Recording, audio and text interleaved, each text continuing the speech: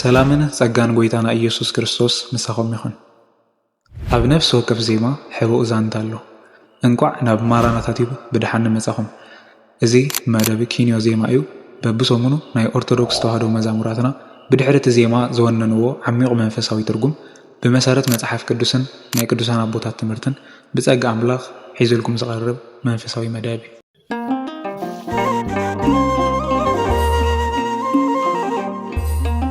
ገለ መዝሙራት ነናሻዕ ሰሚዕናዮም ዘይመኖ ይኾነና።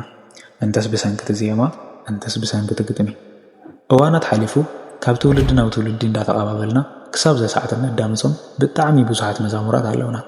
ንብዙሓት ብንብዓት ዝሓፀቡ፣ ንብዙሓት ንኣምላኽ ዝመለሱ፣ ንብዙሓት ዘጽናዕንዑ፣ ንብዙሓት ከዓ ሰንኪ ምስጋና ዝኾኑ ሓያሎ መዛሙራት ኣለዉ። እዚ ሓይሊ ዝረኸቡ ብኸመይ እዮም? ብዜማ ዶስ ብግጥሚ? ብርግጽ መዝሙር ክንብል ከለና ናይ ግጥምን ዜማን ውሁድ እዩ።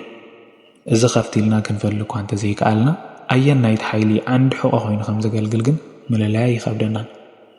ብርግጸኝነት ብልክዕ መልስና ግጥሚ እዩ ክኸውን። ዜማ ኸ ሓደ ዘይከሓድ ሓቂ ክነግረኩም፣ ዜማ ብኣካሉ መሳርሒ መዝሙር እምበር መዝሙር ክኾን ኣይኽእልን። ከመይ ማለት እስከ ብርሃርህልና እንተደኣ ትብሉ ብዛዕባ እዚ ጉዳይ ዘመልከተ ዓርሱ ዝኽእለ ቪድዮ ንኽሰራሐልኩም ኣብ ቦታኹም እንትሓብሩኒ።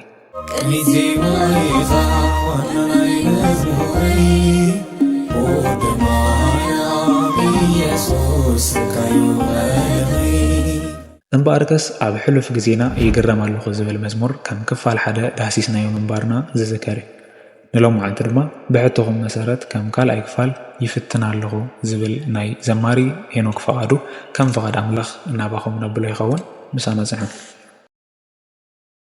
ይፍትን ኣለኹ ናይ ዓወት መዝሙር ኣይኮነን፣ ናይ ኩናት፣ ናይ ገድሊ፣ ናይ ቃልዚ መዝሙር ካብ ሸንኮለላት እምነት ዝመጽእ ጥረ ኣውያት።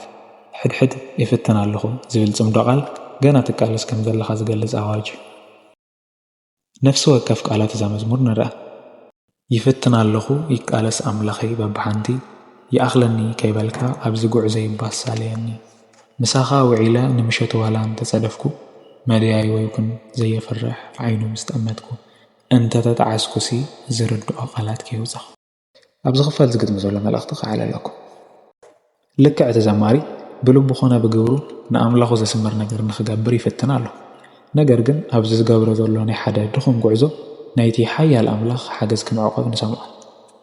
ኣብዚ ጉዕዞ ሓደ ሰለይ ምባል ወይ ከዓ ዘይምቕልጣፍ ኣሎ፣ ካልእ ከዓ ምጽዳፍ ኣሎ።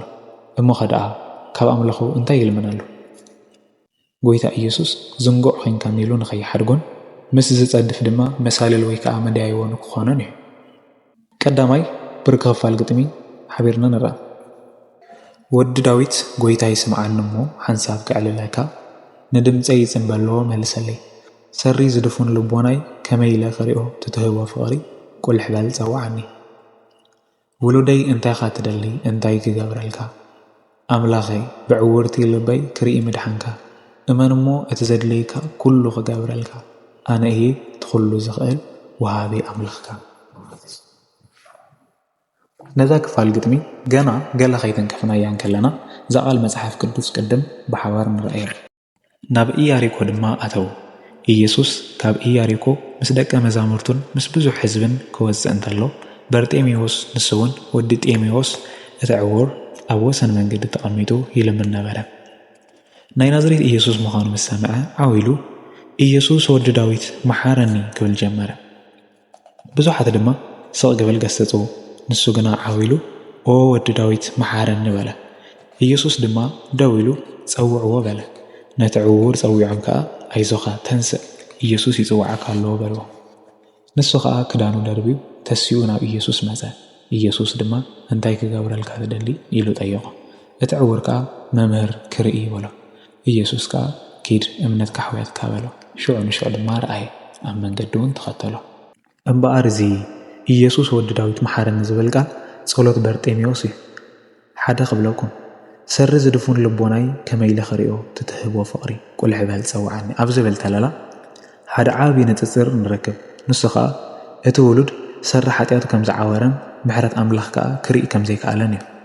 በንጻሩ እቲ ሕያዋይ ኣቦ ግን ጸገም ውሉዱ ሓጢኣት ውሉዱ ከም ዝረኣየ እሞ ንኸድሕኖ ድማ ከም ዝጸውዑን እዩ ነዚ ድማ እዩ ቁልዕ በል ዝበለ ምኽንያቱ ኣዛሂል እግዚኣብሔር ይርእዩ ብዙሓት ኢና ስለ ዝዓወርና ስራሕ ኣምልኽ ኣይንሪኦም ውዕለት ኣምልኽ ኣይግለጸልና ጥራሕ ነማርር ዘይተገብረለይ ንብል እዚ ዕረት ኣካላዊ ይኮነን ዕረት ልቢ እዩ ብዙሓት ኢና ብሰንኪ ምዕባርና ነፍሲ ወከፍ ሓሳዊ መንገዲ ኸመርሓካ ምስ ዝብለና ድምፅቲ በዓልዝና ኢየሱስ ክርስቶስ እንዳፈለጥና ብሰባት ንታልል ብሓጢኣት ንታለል በርጤሜዎስ ነዘይረኸበን ድምፂ ኣምላኽ ሰሚዑ ሳላ ዝጨደረ ናብ ኢየሱስ ዘቐርቡ ሰባት ደኣ ተለኣኸሉ እምበሪ ናይ ማንም ሓሳዊ መንገዲ ኣይረኸቦን ምኽንያት ብለኒ በርጤሜዎስ ፍሉይ ኮይኑ ይነበረን ፍሉይ ዝገብሮ ስለ ዝሰርሕ ደኣ እምበር ኦ ወዲ ዳዊት መሓረኒ ኢሉ ናብቲ ኩሉ ዝፍጽመሉ ክጭድር ስለ ዝሓረን ስለ ዝኣመነን እዩ ስዒቡ ድማ ጸውዕዎ ተባሂሎም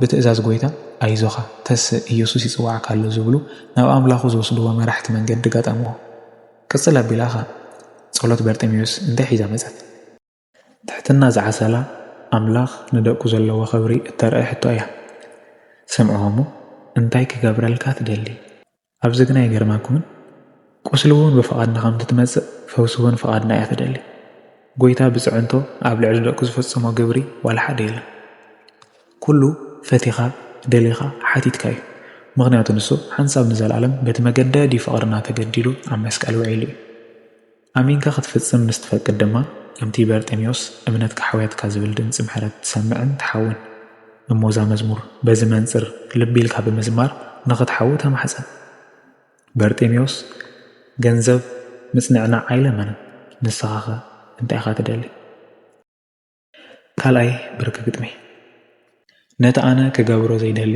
እንዳፈለጥኩ ጎይታይ ብድፍረት ዝገብሮስ እንታይ ኣይኮይነ ኣብዛ ስጋይ ሰናይ የለን ጉዕዞ ሞት ኮይነኒ ማራናታ ኢየሱስ ምድሓነይ ናፊቐ ንሓጢኣትካ ብሞተይ ክስዕሮ ህይወተይ ሂበየ ኣብ ድኽመተይ ሓይልኻ ክትገልጽ ጸጋኻ የደሊ ሰዓበኒ ወደይ ኣይትማታእ ንዓ መስቀል ካልዕል ክሓጽበካ እሞ ካብ በረድ ክትስዕዱ ጥንብተይ ክትዘልል ኣብዚ ኽፋለ ንረኽቦ ግጥሚ ኑዛዜ ጳውሎስ ናትና ኑዛዜ እዩ ነቲ ክገብሮ ዘይደሊ ይገብሮ ኣለኹ ጳውሎስ ናብ ሰብ ሮሜ ምዕራፍ 7 ፍቕዲ 18 ክሳብ 19 ከምዚ ይብል ሰናይ ንምግባር ደኣ ድሌት ኣለኒ እምበር ሰናይ ግብርስ የብለይን ስጋዊ ስለ ዝኾንኩ ጽቡቕ ስራሕ ኣባይ ከምዘየለ ይፈልጥ እየ ነቲ ክገብሮ ዝደልዮ ሰናይ ነገር ዘይኮነስ ነቲ ክገብሮ ዘይደልዮ ነገር እየ ዝገብር ዘለኹ እዚ ኑዛዜ ስቓይ ናይ ሓንቲ ምስ ገዛእ ርእሳ ኣብ ውግእ ዘላ ነፍሲ እዩ እቲ ምስጢር ከዓ ክነግረኩም እምበኣርከስ ሓዋተይ ዕዳ ኣለና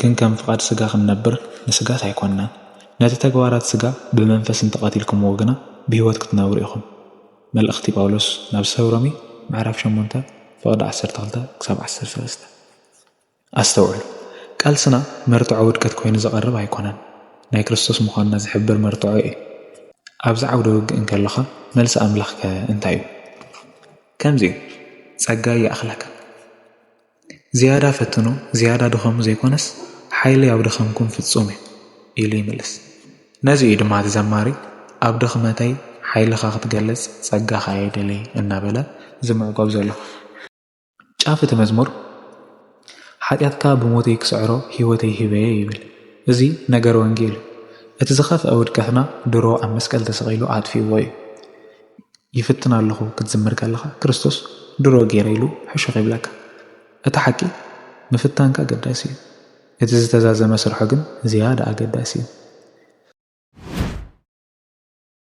ክሳብ መዓዚ ካብ ገጽካ ክኽወል እቲ መዝሙር ኣብ ዝጀመረሉ ቦታ ክሳብ መዓዝ እናበለ ብናፍቖት ይውድእ ያዕቆብ ባርኾት ኣምላኽ ደልዩ ክቃለስ ክሓድር ከሎ ዝገጠመዎ ትፈልጡ ዶ እምበኣር እቲ ባእሲ ወይ ከዓ እቲ ቓልሲ ቀይሩካ እዩ ከም ያዕቆብ ብሩኽ ኮንካ ትሕንክስ ከም ቅዱስ ዳዊት ነቲ ዝመጽእ ብርሃን ትፈልጥ ኢኻ ኣብዚ እዋን ይፍትና ኣለኹ ኢልካ ክትዝመር ከለኻ ሓሊፉልካ ምኽንያቱ እቲ ቓልስኻ ዝርአ ኣምላኽ ድሮ ተዓዊቱሉ እዩ እምበኣርከስ ናይ ሎማዓንቲ ዝነበረና ኣስተንትኖ እዚ ይመስል ቅድሚ ሕዚ ዝተሰርሑ ካልኦት ክፋላት ናይ ኣስተንትኖ ቪድዮታት ንኽትዕዘቡ ለበዋይ እንዳቕረብኩ ኣብ ዝቕጽል ክፋል 3 ብሰላም ከራኽበና ይምሕፀን ክፋል 3 ክኸውን ዝተሓፀየ መዝሙር እቲ ኣብ ኮመንት ብዙሕ ላይክ ዝረኸበ ይኸውን ሰላምን ጸጋን ጎይታ ኢየሱስ ክርስቶስ ንሳኹም ይኹን እዚ ኪንዮ ዜማ እዩ ወስብሐት ለእግዚአብሔር ወለወላዲቱ ድንግል ወለመስቀሉ ክቡር አሜን።